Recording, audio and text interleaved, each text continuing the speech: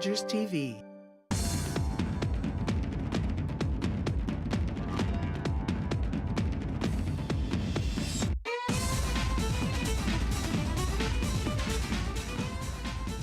Good evening, everybody. How are you doing out in TV land tonight? It's your boy DC, and this is Out of the Fog, a local matters bop that goes right across the province, talking about all the cool things that everyone is doing, from arts, entertainment, union biz, everything under the sun. And we want you to come on. This is our final show for 2022, and what a year it's been. Tonight, I'm so excited to talk about body positivity with Dr. Sarah Pegrum. She has a new book coming out. She does incredible work, and we're going to learn all about that tonight. And then Jessica McCormick just took a fantastic new position. She represents labor in the province, and we're going to learn all about this exciting position, her history in the movement, and what's to come. And then we're going to say hello to a recent Board of Trade clip that we did featuring Andrew Furey, our premier. This is Out of the Fog, and we'll be right back after this break.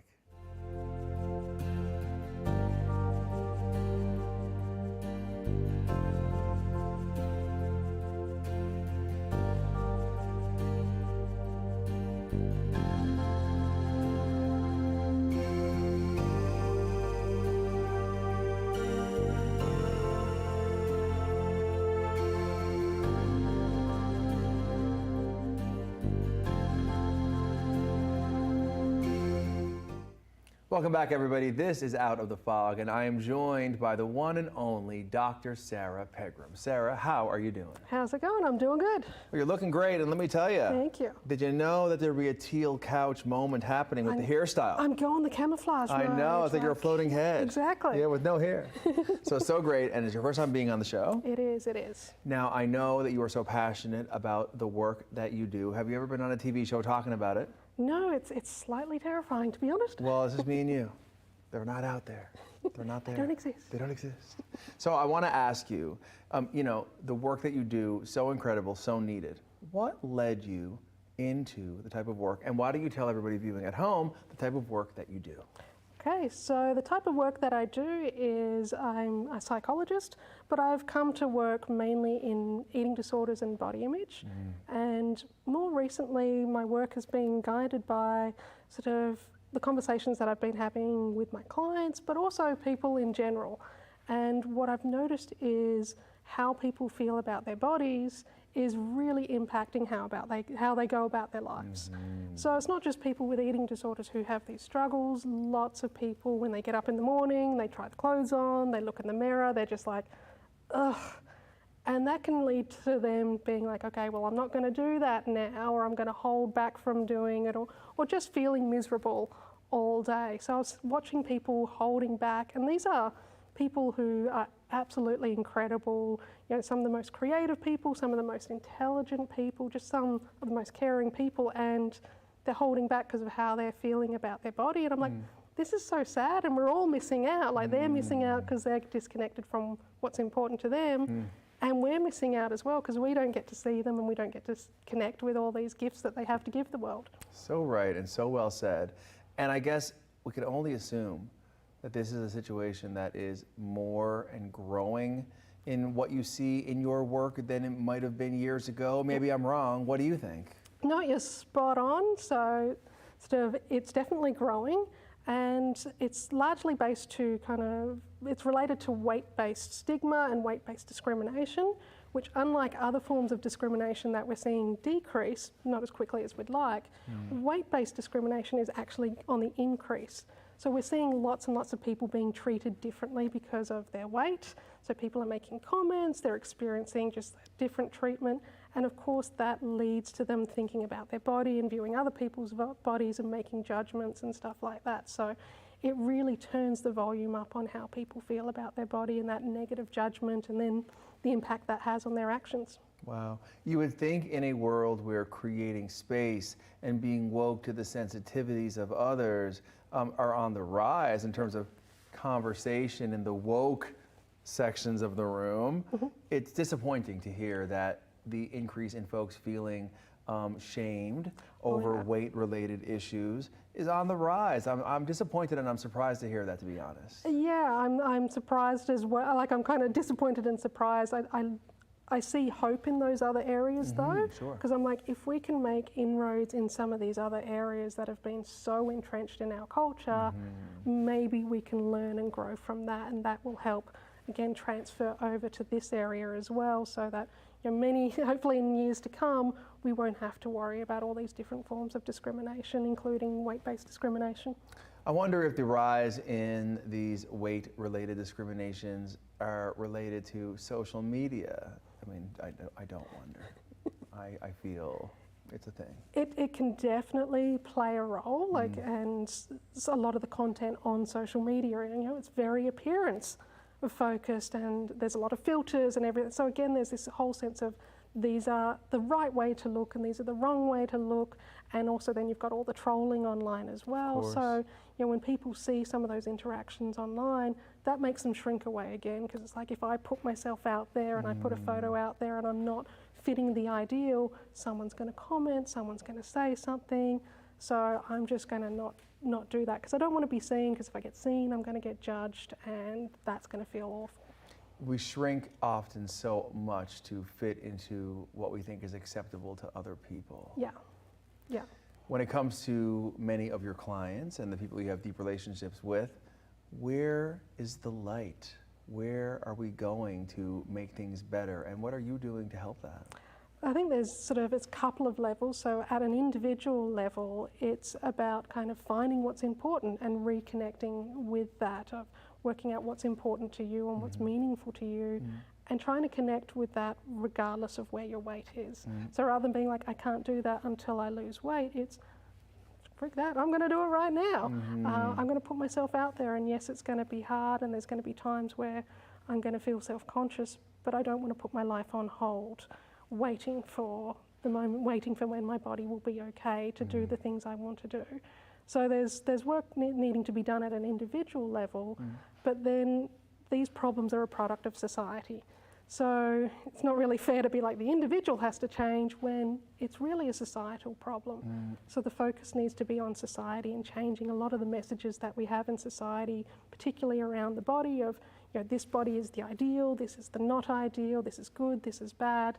So changing those messages and challenging those places that kind of convey a lot of those messages. Does it have to happen one-on-one in the setting of, in your private room with the one-on-one? What are the bigger, more in-media opportunities, organizations, associations, movements of any kind? Do you see any of that energy happening out in the marketplace that we can grab onto and support what's already happening? There's definitely a lot more movement happening out there, and I think for accessibility, not everyone can afford to come to a therapist. It's a privilege.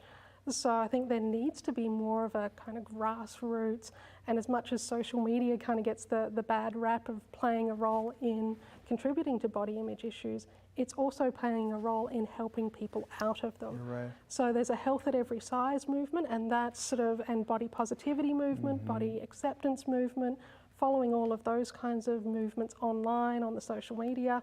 They do a lot of posting that is about embracing body diversity and helping people reconnect and live their lives based on what's important and meaningful to them, and kind of letting go of holding back because of their weight. Speaking of amazing things that are moving in the right direction, let's talk about your book, girl. What is the deal? Share it with us. Yes, so it's a book that I've been intending to write for quite a number of years now, but it was one of those things that I kept on being like, I'll do it later. But I had a few meetings with different people, and it kind of just lit a fire under me, and so I decided to write a book. It's now currently with a publisher. And we're hoping to release it in North America next year, and it's called Why Wait for Weight. So it is looking at all of those sorts of things, of helping people be able to identify what's important to them and be able to connect with that and let go of some of those thoughts and feelings that they have about their body and be able to reconnect with their life. So that's part of the book. And then the end part, there's a few chapters on kind of that social movement thing of like, this is a societal problem. Let's take some of those things down. Let's make it so that future generations don't have to wait for weight. Wow. Such meaningful work, such important work. We're in our final minute. So, you know, what I would love is for TV land watching this and appreciating that you're doing the great work you're doing, excited for the book that you'll be releasing, and you'll come back on the show again, I hope. Sure. Would love. What do you have to say to viewers tonight watching this show who may be experiencing their own realities around weight? What would you say? Okay, like this time of year is a really, really tough time of year. A lot of people are gathering for Christmas and things like that, and people are making a lot of weight-related comments. So if people could steer away from doing that, so even if it's a celebration of, oh, they've lost weight, or comments of this person has gained weight, try and steer away from that, because the people around you, there's so much more to them than their weight. They're working, they're studying, they've got hobbies, they've got interests. There's so many different things to connect with people rather than talking about weight. So I think that's one thing we can do to help as far as some of those forces that are happening that are contributing to body image.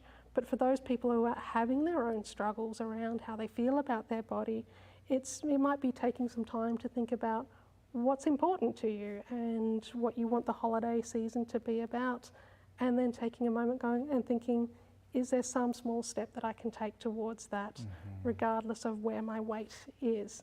It doesn't have to be big, it can be something really small. So some people, they want to connect with people over Christmas and they're like, oh, this feels, this is really tough. Connecting can be just sending a message, making eye contact. It doesn't have to be anything huge, and it's still connecting with what's important to you. I love to hear it, and I'm so thankful that we have you doing the amazing work you're doing for the people of our province and around the world, of course.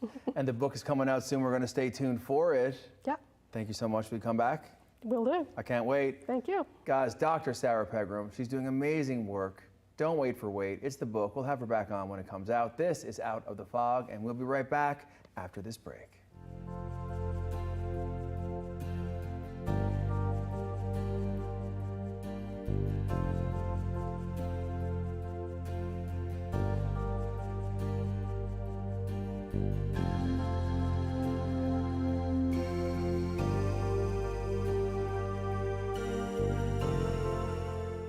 Welcome back, everybody. This is Out of the Fog. Am I ever excited to have our next guest on? The subject of labor, the labor movement, how it impacts all of us across the country, the province, and beyond is an ever-evolving subject, very passion-filled, and who better than Jessica sitting right here. How are you doing? I'm great, Donnie. Thanks for having me. Well, I'll tell you what, I want to congratulate you. Thank you. And I do want to let everyone out there in viewerland know, but out of your lips better than mine, please share the amazing news.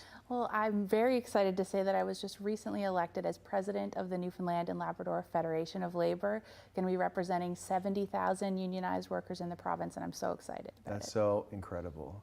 I guess when you heard the news, how did it all come about, and were you shocked? Were you how did you feel? Well, I wasn't shocked because it was something I was planning for a little while. I've been involved in the labor movement for a number of years, and when I heard that Mary Shortall was retiring from the Federation of Labor after 9 years at the helm, I felt like this is my opportunity to step up. So I gave it some thought, talked to my friends and family, and decided to put my name forward. So we had a convention in St. John's at the end of November, 300 union activists from around the province, and they elected me president. Wow, that's so exciting. Yeah. And I mean, the number of people who are standing beside you and behind you who are excited for what you're going to do for the movement in your work for the province, I'm sure must make you feel very excited. Yeah, I'm very excited. Lots of pressure on my shoulders to represent 70,000 workers, but I think I have a strong vision for where I can take the labor movement in our province. I think I have a strong voice to represent workers. So a little bit of pressure, but a lot of people behind me, like you said. Absolutely. And let's face it, this is not new hat to you. And I'm not going to take all the words out of your mouth. I will ask you all the things. We first met years ago in the Federation of Students. We did. And was so impressed with you then. And I said to myself, this girl is beyond. And I feel very much like I will be seeing her outside of and beyond this organization. And sure enough, after years of that, on to the next TEDx, and your incredibly moving TED Talk around the subject of labor. So here we are. It's just a true arc for you, but There's a family history as well. There is, and I talk about that in my TED Talk about my grandfather being a union activist. And you know, I grew up in Cape Breton, and I moved to St. John's to go to university a long time ago, and have decided to stay. But I have this amazing family history rooted in the labor movement. My grandfather helped organize his fellow miners back in the day, and so I've, you know, hopefully carried on some of that tradition in the work that I'm doing right now. I hope that I would be making my grandfather proud. But those roots run deep for me. That's amazing. Yeah. And so, you know, has it all been by design? Have there been opportunities unexpected along the way that helped shape your passion and determination? You know, I know there's a lot that goes into a life. When you look back at what led you to here, what comes to mind? Wow, well, you know, you said we met with the Federation of Students, and that was really, you know, something that impacted how I see the world and gave me so many of these amazing opportunities, both here in this province and then working in Ottawa, representing students nationally. One of the most unexpected things, I guess, was how I got involved working for unions, and that was at the Fish, Food, and Allied Workers Union. And starting out working on behalf of students, I never thought that I would be working with fish harvesters in, you know, every tiny rural community in Newfoundland and Labrador, but that gave me such an amazing perspective about what this province looks like, how the province works, and the type of people that are kind of holding up our economy. So that was, I would say, one of the most pivotal experiences in my working life so far that has led me to the position that I'm in right now. What's one of the biggest misconceptions that you think, and I represent, you know, private business in this context, yet my dad was a proud city worker and I worked for the city as well for 12 years. And so, you know, there is quite a range of feelings on the subject of unions, the place of them, the need for them, evolving ever. You know, do you ever encounter any feedback from folks who may lack the appreciation for how important it is to have the organizations and the work that you do? Definitely. I mean, we hear that lots of times. And the thing that I try to talk to people about is that unions are people. You know, unions aren't some other third party, some building, you know, in the city, and there's a small group of people that make the decisions. Unions are made up of workers.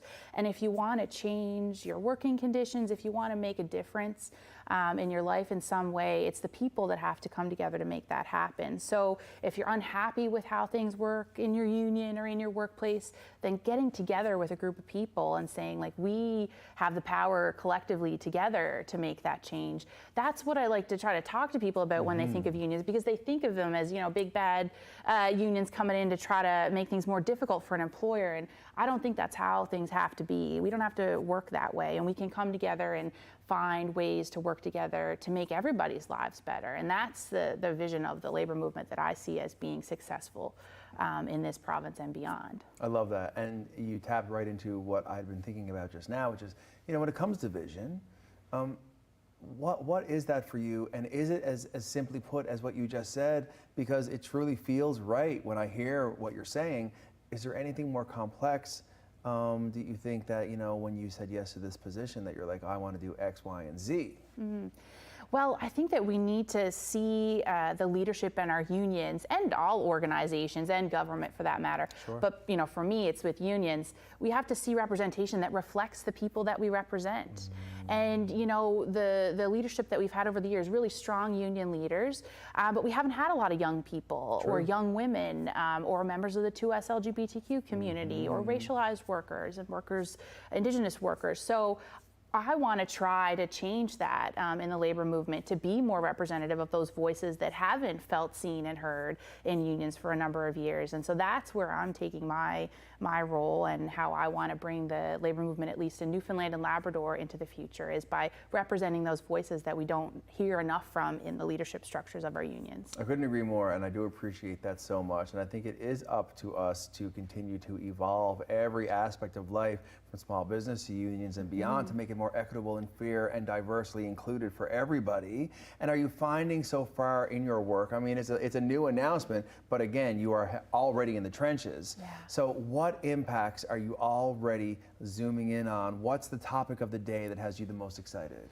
Well, I'm really excited about talking to young people about what is your work life like? You know, what are the things that you want to change in your workplace, and how could getting together with your coworkers and maybe thinking about joining a union, how could that make things better? We've seen across Canada and across North America young people getting together and saying, you know what, we want to bring more democracy to our working conditions. And you've seen it at Starbucks and you've seen it at Amazon, but there's also lots of workplaces right here in this province that are doing the same thing. So I want to tap into that energy that young people are feeling, tap into that, you know, connection to social justice, and try to, you know, get them more involved in our movement. That's how we're going to make it better. I agree. Apathy is always the enemy, and the more included people feel and belonging to it, the more impact they will make to help it evolve forward. Absolutely. So we're in our final moment of our hang here. Time flies. So, you know, to all the people who have supported you along the way, that are so proud of you and where things are going, what do you have to say? Well, I have to say thank you. I mean, this job isn't about me as the president of the Federation of Labor. This is about all of the people who are members, and it's about all of the people who have carried me to this point in unions and outside of unions. I am so excited. I have so much energy for this job, and I can't wait to get to work representing people and really make a difference on the issues that matter to people living in Newfoundland and Labrador. Well, you've been doing it for so long in so many roles, and this is just the next logical step, and I'm so excited for you, and I think a lot of us out there are very thankful that we have someone like you doing the amazing work that you're doing. So thank you so much. Thank you so much. Will you come back on again? Absolutely, anytime. Well, I love it. Guys, this is Out of the Fog, and we'll be right back after this break.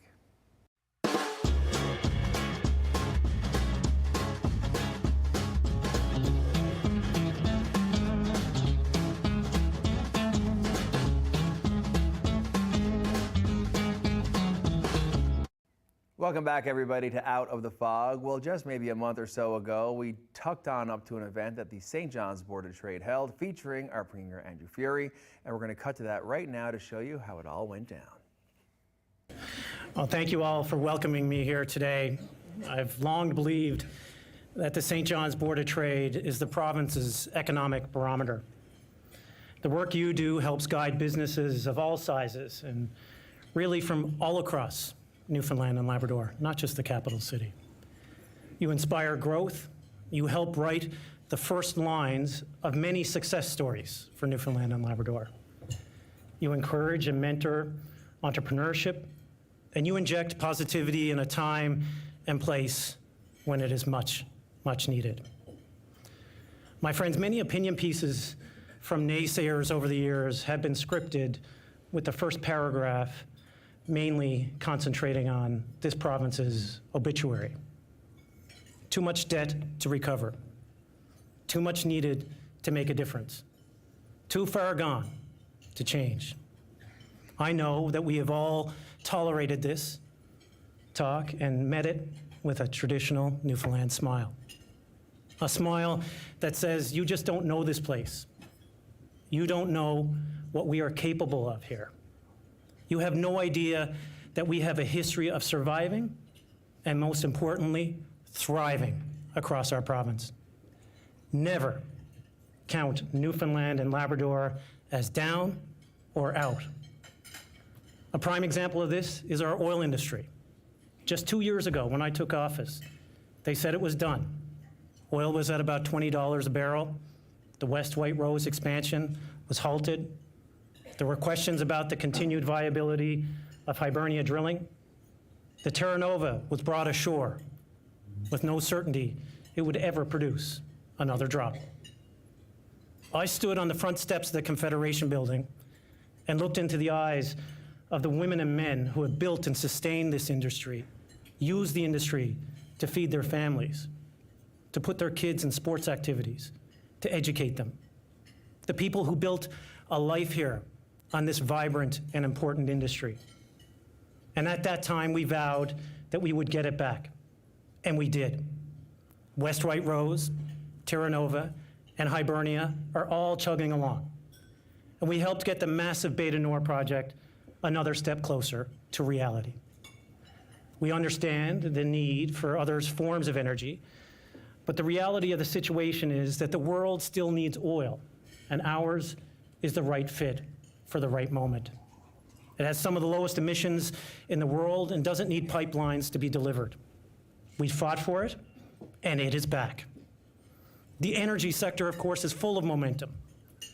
And although, as you know, the expiry of the Upper Churchill contract in 2041 is 19 years away, in energy terms, that is tomorrow. With the focus and change of every industry on clean, green energy and the expansion of grids and the demand for electricity and electric vehicles, this resource is more valuable by the day. And that's why I've established an expert panel to determine the best approach to maximize our benefits of this precious resource. We are not waiting. We are acting now.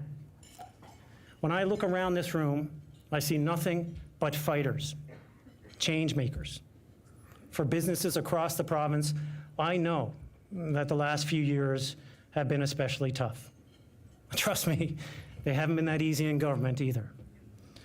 They haven't been that easy as a healthcare provider, or for that matter, as a parent.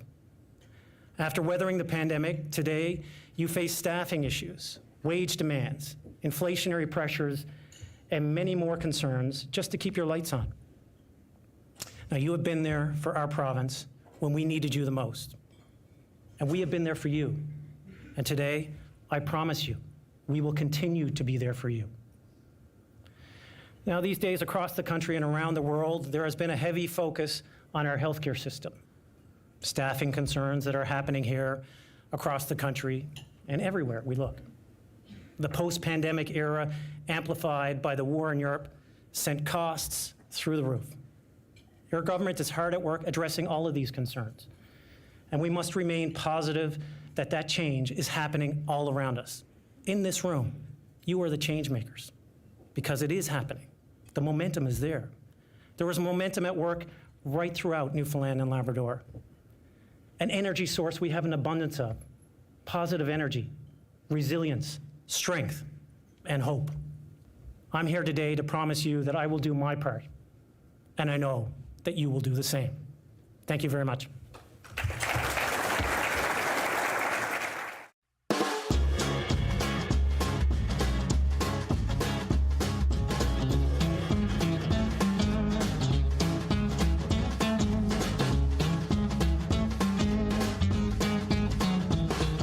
Welcome back, everybody. What can I tell you about the year that was? From all the Rogers employees and the incredible volunteers that make this show happen for over 20 years. I'm so thankful that I get to hang out here on the couch and meet so many fantastic folks talking about the awesome things they're doing to make this province a more exciting and rewarding place to work. Look at all these people. I mean, look, there's Julia. We love her. She's the bomb. Larry, I mean, come on. I'll tell you what. I'm so thankful. I want you to come on the show in 2023. So get at me in all the ways that you know how. This is Out of the Fog, and we'll see you next week.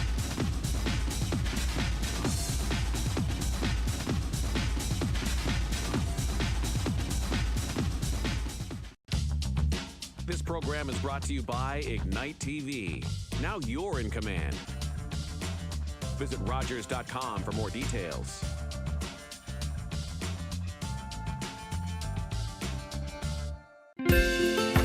If you have a comment about this program, we'd love to hear it.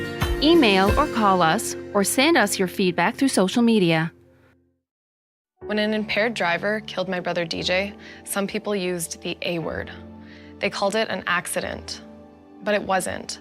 An accident implies that no one was at fault. But when someone impaired by alcohol and/or drugs